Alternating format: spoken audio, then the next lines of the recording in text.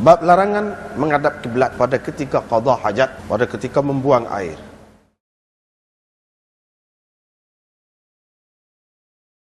Dengan sanadnya Imam Abu Dawud meriwayatkan daripada Abdurrahman bin Yazid daripada Salman. Salman berkata, ada orang berkata kepadanya, sesungguhnya Nabi kamu mengajarkan kepada kamu segala perkara hingga cara membuang air besar. Salman menjawab, ya, Nabi SAW melarang kami dari menghadap kiblat pada ketika membuang air besar atau membuang air kecil.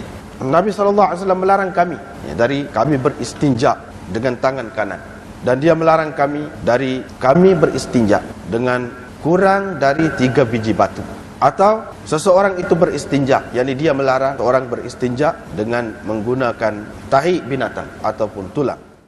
Dengan sanadnya Imam Abu Dawud meriwayatkan daripada Abi Hurairah, katanya Rasulullah sallallahu alaihi wasallam bersabda, sesungguhnya saya bagi kamu sama seperti ayah. Saya mengajar kamu, bila sesiapa dari kamu datang ke tempat membuang air besar, maka janganlah dia menghadap kiblat dan janganlah dia membelakanginya dan janganlah dia beristinja dengan tangan kanannya. Nabi SAW memerintahkan, menyuruh supaya menggunakan 3 biji batu, yakni anak batu.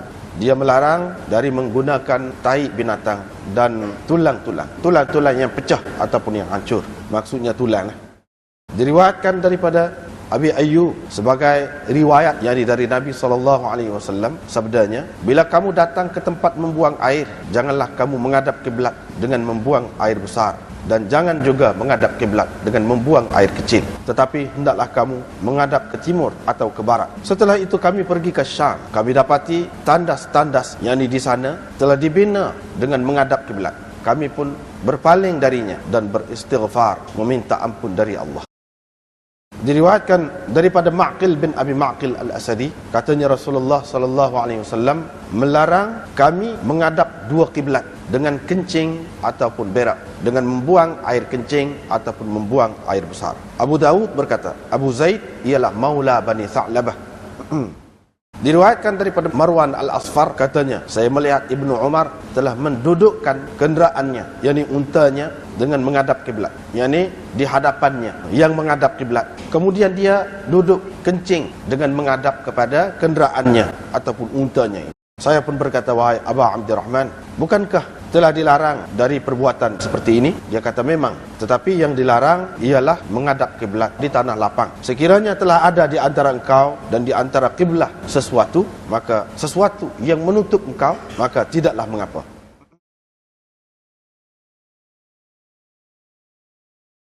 Sebab keharusan atau kebenaran untuk berbuat demikian, yakni untuk menghadap kiblat. Dengan sanadnya Imam Abu Dawud meriwayatkan daripada Abdullah bin Umar, katanya, pernah saya naik ke atas bumbung rumah. Saya ternampak Rasulullah SAW berada di atas 2 batu bata dengan menghadap kepada Baitul Maqdis untuk qada hajatnya. Dengan sanadnya lagi Imam Abu Dawud meriwayatkan daripada Jabir bin Abdullah, katanya Nabi SAW melarang kita menghadap kiblat pada ketika kencing. Saya melihatnya setahun sebelum Baginda SAW wafat, menghadapnya, yakni menghadap kiblat.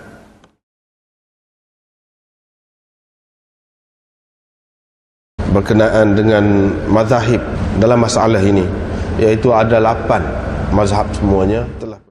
Bab larangan menghadap kiblat pada ketika qada hajat. Larangan karahiyah dengan makna larangan. Asal makna dianya karahiyah tu tidak disenangi, tidak disukai. Ulama kemudian buat kesimpulan karahiyah dengan makna makruh. Tapi karahiyah dalam kitab-kitab hadis tidak semestinya bermakna makruh. Ada kalanya karahiyah itu dengan makna haram. Ada kalanya. Dan sama ada kita kata dengan makna makruh atau dengan makna haram, dia latar belakangnya mesti ada larangan daripada Nabi SAW. Sebab itu kita terjemah dengan makna larangan. Larangan daripada menghadap kiblat. Sama ada boleh jadi haram, boleh jadi makruh. Makruh itu sama ada makruh tahrimi ataupun makruh tanzihi. Masuk belakang, masuk dalam larangan. Sebab larangan ini boleh jadi haram, boleh jadi makruh. Ini masalah menghadap kiblat pada ketika qada hajat. Lagu mana? Banyak khilaf ni, banyak khilaf. Ada ulama kata tak apa berlaku. Menghadap kiblat, kamu belakangi kiblat, dalam jamban ataupun padang, tak apa berlaku. Boleh berlaku. Ini hadis. Hadis ini sudah mansukh. Hadis-hadis ni larangan menghadap kiblat atau membelakangi kiblat ni sudah mansukh. Ini pendapat yang pertama. Pendapat yang kedua mengatakan haram berlaku. Menghadap kiblat, membelakangi kiblat haram berlaku. Tak kira dalam binaan ke, dalam tandas khusus ataupun padan, tak boleh berlaku. Haram berlaku. Haram. Bukan makruh dah, haram. Haram berlaku. Pendapat yang ketiga, menghadap kiblat tak boleh. Haram. Membelakangi kiblat tidak haram. Ini pendapat yang ketiga. Menghadap kiblat tu haram. Membelakangi kiblat tidak. Yang ketiga. Yang keempat, menghadap kiblat haram walaupun dalam tandas. Walaupun dalam tandas, di luar lebih-lebih lagi. Tapi kalau membelakangi kiblat tak apa. Apalagi kalau dalam jamban, tak apa. Ini pendapat yang keempat. Pendapat yang kelima, larangan ini khusus dengan ahli Madinah. Penduduk Madinah saja ni, hadis-hadis ni. Orang lain tak. Ada pula yang mengatakan begitu. Ada yang mengatakan menghadap kiblat ni, kiblat yang sudah masuk itu pun larang juga. Yang ni menghadap kepada Baitul Maqdis pun tak boleh juga. Menghadap kepada Baitul Maqdis pun tak boleh juga. Bukan kepada Kaabah saja tak boleh. Baitul Maqdis pun tak boleh juga. Ini satu pendapat pula. Ada pula pendapat yang mengatakan yang ketujuhnya, orang lain tak boleh, tapi Nabi SAW boleh. Menghadap ke atau membelakangi kiblat ke tak apa. Ada dinding ke tak ada dinding ke tak apa. Nabi SAW tak apa. Banyak pendapat ni dalam masalah ni. Imam Abu Dawud dia buat tajuk dilarang menghadap kiblat. Membelakangi kiblat tak ada. Sedangkan hadis dia awak mari, memanglah yang pertama ni dia sebut Nabi SAW melarang kita menghadap kiblat. Membelakangi kiblat tak ada. Tapi dalam hadis yang kedua, dalam bab ni, hadis Abi Hurairah tu ada, jangan dia menghadap kiblat dan jangan membelakanginya. Ada. Bukan menghadap kiblat saja tak boleh. Pak Nabi SAW larang. Tapi membelakangi kiblat pun ada juga. Apa ya Abu Daud tak bubuh membelakangi kiblat? Dan hadis yang kedua ni ada, membelakangi kiblat tak boleh juga. Apa begitu? Jawabnya, kerana Imam Abu Daud sependapat dengan Imam Ahmad dalam masalah ni. Tajuk-tajuk dalam kitab-kitab hadis ini dia mencerminkan mazhab pengarang dia. Kadang-kadang tidak. Tapi kalau dalam Bukhari itu tentu dah. Dalam Bukhari itu tentu semua orang kata lagu tu. Tajuk yang dia buat tu adalah mencerminkan mazhab pegangan dia. Tapi kalau orang lain tidak mesti. Walau bagaimanapun Abu Daud, kebanyakan ulama mengatakan dia mencerminkan mazhab dia, pegangan dia, hak dia pilih. Bukan bermakna tak ada hadis yang tak serupa dengan dia, tapi dia tak pilih hak tu, dia utamakan hadis lain. Misalnya hadis pertama yang menyebutkan menghadap kiblat saja, dia utama hak tu. Imam Ahmad lagu tu serupa je. Sebab itulah orang kata Abu Daud ni Hambali, bermazhab Hambali. Tapi banyak tempat tidak juga. Ada hak bercanggah dengan mazhab Ahmad pun ada juga. Bahkan sesuai dengan mazhab lain. Adakah pada ketika itu kita nak kata dia bermazhab tu pula? Jawabnya tidak. Bahkan padanannya seperti imam-imam lain, kini ulama-ulama hadis ni dia tak terikat. Cuma kebetulan dia serupa dengan mazhab ni, kebetulan serupa dengan mazhab ni, kebetulan serupa. Mungkin dalam kebanyakan pendapatnya lebih sesuai dengan seseorang imam, ya itu mungkin. Tapi nak kata dia terikat betul dengan imam tu, tidak.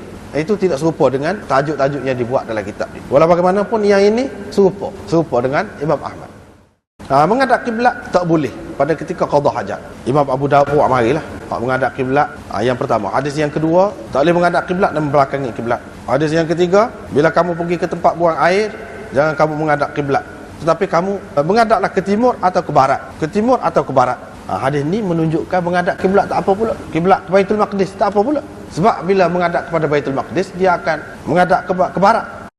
Yang seterusnya, yang kelimanya, riwayat daripada Ma'qil bin Abi Ma'qil. Nabi SAW melarang kita menghadap dua kiblat. Dua kiblat tu maksudnya Baitul Maqdis pun tak boleh menghadap, Baitullah, Kaabah pun tak boleh menghadap. Tapi dia sebut menghadap saja, membelakangi tak ada sebut. Lepas tu seterusnya, hadis yang kena dia mari, Ibnu Umar, penduduk unta dia tengah padang.